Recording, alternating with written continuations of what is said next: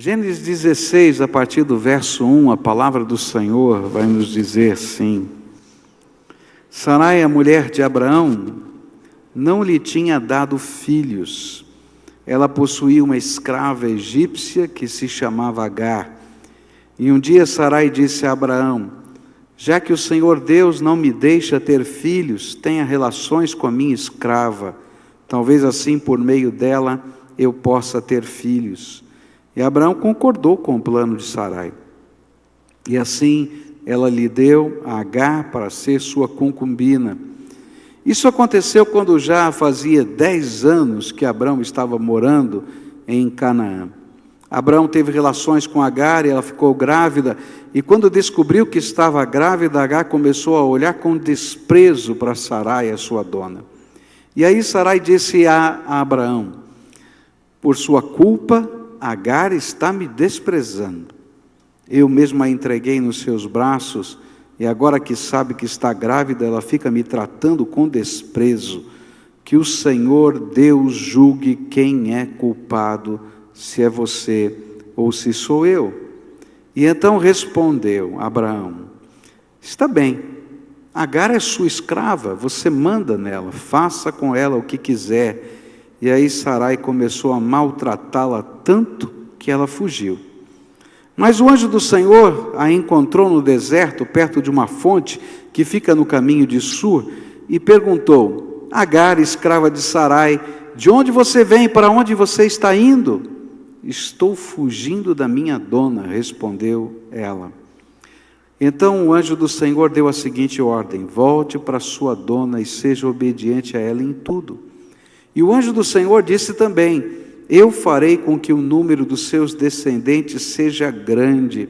Eles serão tantos que ninguém poderá contá-los.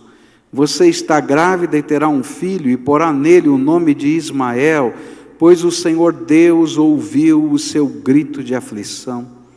Esse filho será como um jumento selvagem, ele lutará contra todos, e todos lutarão contra ele, e ele viverá longe de todos os seus parentes. E então Agar deu ao Senhor este nome: o Deus que vê. Isso porque ele havia falado com ela, e ela havia perguntado a si mesma: será verdade que eu vi aquele que me vê?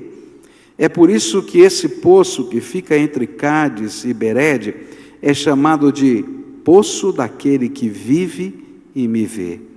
Agar deu um filho a Abraão, e ele pôs no menino o nome de Ismael. E Abraão tinha 86 anos quando Ismael nasceu. A confusão está aqui bem clara nessa história. Nos versículos de 4 a 6, vai dizer que Abraão teve relações com Agar, ela ficou grávida, e aí começou uma confusão danada na casa. Primeiro, as duas mulheres começaram a disputar entre si. Mas não parou aí a confusão, porque quando a coisa começou a ficar feia, não é? A gente acabou de ler na Bíblia, quem foi a ideia de dar a Agar para Abraão? De quem foi? De Sara, não foi? Mas na hora que a coisa ficou feia, ele vai olhar para ele e dizer assim: a culpa é sua. E ela estava certa. Por quê? Por quê? Porque Abraão era o sacerdote daquela casa. E o que o Senhor está nos ensinando é que toda vez que desobedecemos ao Senhor, toda vez que fugimos dos planos que Ele tem para a nossa vida, nós armamos uma confusão que vai gerar uma situação insustentável, de maior sofrimento sobre a nossa vida. A terceira cena é a cena da restauração. A primeira foi a tentação, a segunda foi a confusão, a terceira foi a restauração. Apesar das bobagens que a gente faz, a bondade de Deus ainda assim não nos desampara. É muito interessante como Deus trabalha essas coisas na nossa vida. Elas não acontecem automaticamente, mas Deus honra os seus filhos no tempo correto. Deus honra os seus filhos. Ele revela a injustiça. Ele pesa a sua mão. Milagres de Deus começam a acontecer. Vários anos atrás, uma ovelha minha entrou no meu gabinete com o seu esposo. Eles eram empresários, tinham uma companhia muito grande, e começaram a acontecer algumas coisas muito estranhas na empresa dele. Deus não estava abençoando. E aquela senhora era uma senhora de fé, comprometida com Deus. E ela entrou no gabinete com o seu esposo e disse: pastor, nós viemos aqui pedir oração. A situação está ficando muito difícil, nossa empresa está entrando em dificuldades. E eu oro e oro, peço a Deus que abençoe a nossa empresa, e Deus diz para mim que Ele não vai abençoar. Eu não estou entendendo o que está acontecendo. E eu queria que o senhor orasse conosco, porque se tem alguma coisa errada, que Deus nos revele. E o marido entrou calado e saiu mudo. E aí a gente começou a orar. Eu falei: Senhor, se tem alguma coisa errada, revela. Senhor, se tem alguma coisa errada, revela. Senhor, se tem alguma coisa errada, revela. Põe a tua mão, Senhor. Nós precisamos da tua bênção. Bom, aquela oração foi um estrago horrível. Verdade, foi um estrago. Passadas algumas semanas, houve uma série de acidentes, um atrás do outro, e aquele homem perdeu uma fortuna. Caminhões de mercadoria caíram no rio, outro tombou, não sei o quê, e era tudo assim, porque lá eles faziam naquele tempo aquela divisão: isso aqui faz seguro, isso aqui não faz seguro. Tudo que não tinha seguro caía. Era incrível, tudo. E aí a esposa disse assim: não é possível, nós fomos orar com o pastor, nós oramos, nós estamos buscando, o que está acontecendo de errado? Porque Deus não pode abençoar, tem alguma coisa errada. E aquele homem começou a tremer que nem vara verde. Falou: vamos lá falar com o pastor. Ele entrou na minha sala, e a mulher ficou desesperada, porque o homem tremia. Sentou-se ali na mesa, perto da minha mesa, ele e a esposa, e disse assim: não, eu vim aqui porque eu sei que Deus vai acabar comigo. Eu disse: o que é que está acontecendo errado? É que já há muitos anos eu tenho uma segunda família escondida. Na cidade tal, eu tenho uma outra mulher, outros filhos, e eu escondo isso há tantos anos. Você pode imaginar o que aconteceu naquela hora: choro, clamor, tristeza. Mas aquela mulher se levantou e disse assim: eu louvo a Deus porque Ele revela o que está de errado. Sabe, há momentos na nossa vida que a gente não tem como lutar contra a injustiça. Mas quando a gente se coloca na presença de Deus, e Deus começa a trabalhar restauração na nossa vida, o temor do Senhor vem sobre nós e sobre quem está ao nosso redor. Mas para a gente poder viver a restauração, eu tenho que ter a coragem de sair do meu gueto e enfrentar a vida, enfrentar os problemas e ouvir a voz do Espírito, por mais difícil que ela pareça. Você pode imaginar Agar ouvindo: volta para casa e obedece àquela mulher.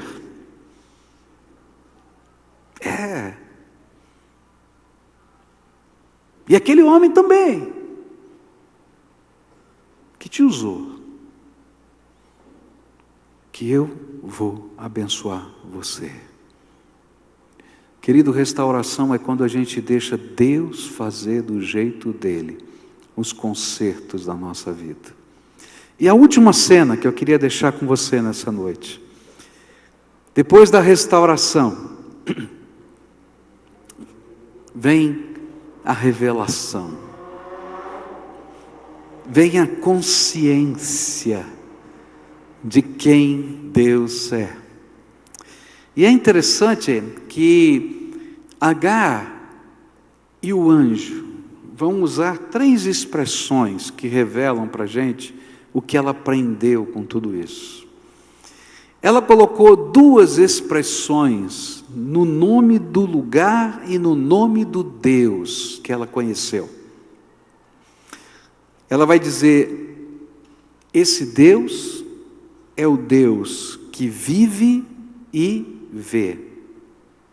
Esse Deus é o Deus que vive e vê. Por isso ela vai chamar aquele lugar, aquele poço no meio do deserto, aquele oásis no meio do deserto, de o Deus que vive e vê. E o anjo do Senhor vai dar o nome ao filho, para ela nunca mais se esquecer, porque ela teria que chamar aquele menino por esse nome a vida inteira. Deus ouve. Olha 3 coisas que Deus revelou para ela que ela teve que aprender: Deus vive, Deus vê e Deus ouve. É tremendo, não é? Deus vive, Deus vê e Deus ouve. Nesse contexto é que o Senhor começa a trabalhar. Por que era importante ela entender que Deus vive? Provavelmente ela tinha vindo do Egito e a sua origem remontava, estava lá para trás, colocada na adoração de ídolos. E quando a gente ora diante de uma imagem, é uma coisa muito estranha, porque a imagem não tem boca para falar, não tem pé para andar, ainda que tenha a imagem do pé, ela não anda, não tem mãos que possam nos tocar.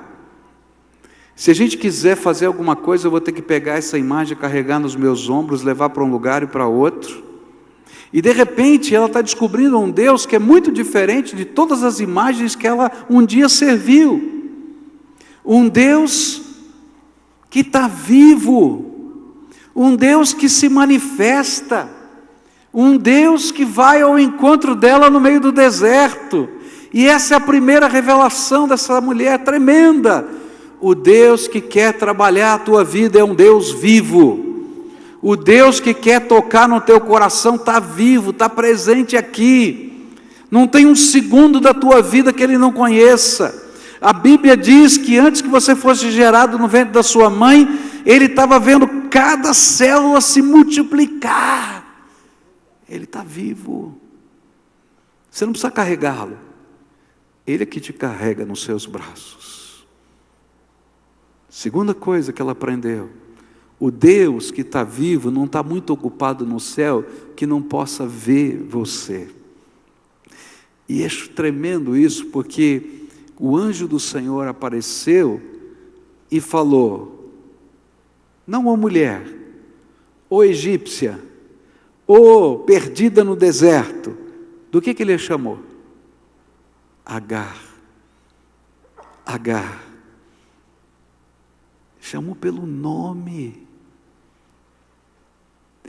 O Deus que está vivo me vê, me conhece, sabe a minha história.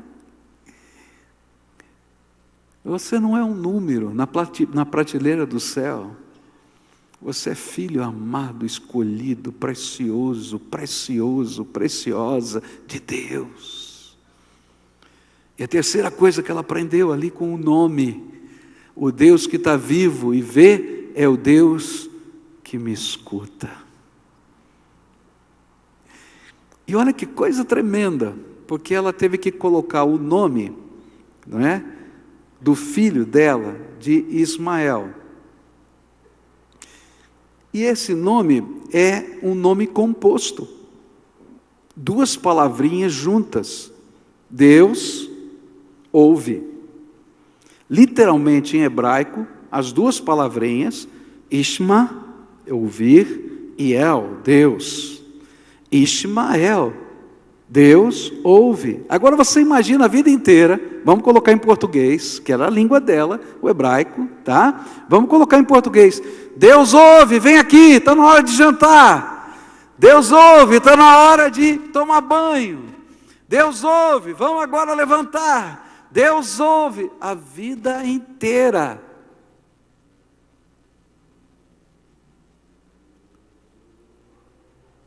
A vida inteira. E cada vez que ela gritava, Deus ouve, ela guardava no coração a promessa: meu filho vai ser o pai de uma grande nação. Ele não vai viver nessas tendas aqui, ele vai ter as suas próprias tendas. Ele vai ser forte, como um jumento selvagem, feroz, porque ele vai estar em luta. Mas ele tem a bênção de Deus. Deus ouviu, Deus ouve e Deus ouvirá. Está entendendo? Tentação, confusão, restauração e revelação. É assim que Deus trabalha na nossa vida. As duas primeiras partes falam da nossa natureza pecadora, nós caímos, erramos, sofremos. As duas últimas falam da grandeza de Deus que vai ao nosso encontro, vai nos buscar, vai tratar a nossa vida, vai mexer na nossa história, vai colocar temor do Senhor no nosso coração, vai fazer diferença na nossa vida. Foi porque Deus nos viu que Jesus nasceu nesse mundo. Foi porque Deus se importa, é que Ele se fez carne para habitar entre nós aqui na terra. Foi porque Deus nos ama, que Ele tomou o nosso lugar na cruz do Calvário e morreu por nós, para perdão dos nossos pecados. Foi porque Ele tem um propósito eterno para a nossa vida, que Ele ressuscitou no terceiro dia. E sabe onde Ele estava? A Bíblia fala que Ele estava no Hades, naquele lugar que a gente chama de inferno. E quando Ele ressuscitou, Ele saiu de lá com duas chaves, a chave da morte e do inferno, para que todo aquele que nele crê não pereça, mas tenha a vida eterna. E a Bíblia nos diz que todo aquele que invocar o nome de Jesus como seu Senhor e seu Salvador, não importa onde esteja, não importa o deserto que se encontre, será salvo pelo poder do sangue e do nome do Salvador Jesus. Agora, para Ele fazer isso, você vai ter que ter alguma atitude de coragem, como Agar teve. Porque o Espírito de Deus vai até o teu coração e te toca e fala: olha, isso é para você, é a minha bênção para a tua vida. Mas você vai ter que ouvir a minha voz e me obedecer. Você vai deixar eu ser o Senhor da tua vida. Se Agar não tivesse voltado para casa, se não tivesse obedecido às ordens do Senhor, ela não receberia a bênção prometida lá no deserto. E queridos, assim acontece na nossa vida. Deus nos pega no meio das confusões da vida, e o que a gente vai ter que fazer é fazer uma entrega absoluta, mesmo quando eu não compreendo, mesmo quando eu não acredito que haja alguma solução, mas eu ouvi essa voz, e por causa do Senhor que falou, pela fé nele, é que eu vou fazer isso. Ela não acreditava em Abraão, ela não acreditava em Sara, ela não acreditava nem na religião deles. Porque como é que alguém que tem fé faz o que fez com essa mulher? Mas ela encontrou o Senhor, e ela pôde crer nele, porque esse não mente e faz coisas tremendas na nossa vida. Queria convidar você a orar ao Deus que te vê. E o grande desafio é: não justifica, não reclama, só pede para Ele tomar a tua vida nas mãos dEle. Fala: Jesus, me toma nas tuas mãos. Eu não quero ficar vagando pelo deserto, me leva para o lugar da tua presença. Se for para voltar para casa e enfrentar as mesmas batalhas, eu vou voltar hoje, mas eu vou voltar em nome do Senhor Jesus. porque eu quero a tua voz, eu quero a tua bênção, eu quero a tua promessa, eu quero a tua palavra. Eu quero andar todo dia na alegria daquele que vive, me vê e me ouve. Como? Eu não tenho a mínima ideia. Como vai ser? Eu não tenho a mínima ideia. Como Agar não tinha. Mas a bênção foi que o Senhor a abençoou. Senhor Jesus, há pessoas aqui que precisam de salvação eterna. E enquanto elas estiverem clamando ao Senhor, que o Senhor as visite com o teu Espírito Santo. Que o Senhor perdoe os seus pecados, a sua confusão, as quedas. E que o Senhor comece uma obra de restauração. Há alguns, Senhor, que estão precisando obedecer. Que o teu Espírito já se revelou e o Senhor está dizendo, levanta agora, toma atitude, volta para casa, volta para casa. Alguns, isso é literal, volta para casa. Tem alguns que estão separados aqui, Senhor, e o Senhor está dizendo, volta para casa, restitui a tua família, cura as feridas, você já fez muita bobagem, volta para casa. Tem alguns, Senhor, que são filhos, que estão longe dos seus pais, e que o teu Espírito está dizendo, volta para casa, volta para casa, volta para casa. E Senhor, a gente tem tantas justificativas, mas nessa hora o Senhor não quer ouvir as nossas justificativas, porque o Senhor nos diz, volta para casa por mim, eu serei contigo. Mas Senhor, às vezes isso não está no nível família, mas está lá no nível de trabalho, está no nível das situações, dos problemas, das dificuldades. E o Senhor está dizendo para você, vai filho, volta, não foge não, volte. Senhor, vai com eles, Senhor, vai com eles, na frente deles. Já vai preparando o caminho, e que fatos que não são ditos, que não fazem parte do registro da história, mas que representam o mover do teu Espírito, aconteçam agora, porque o Senhor foi à frente deles. Que nós estejamos tomando posse das tuas promessas, na certeza de que o Senhor é o Deus que vive, o Deus que me vê e o Deus que me ouve. Bendito seja o nome do Senhor. Amém e amém.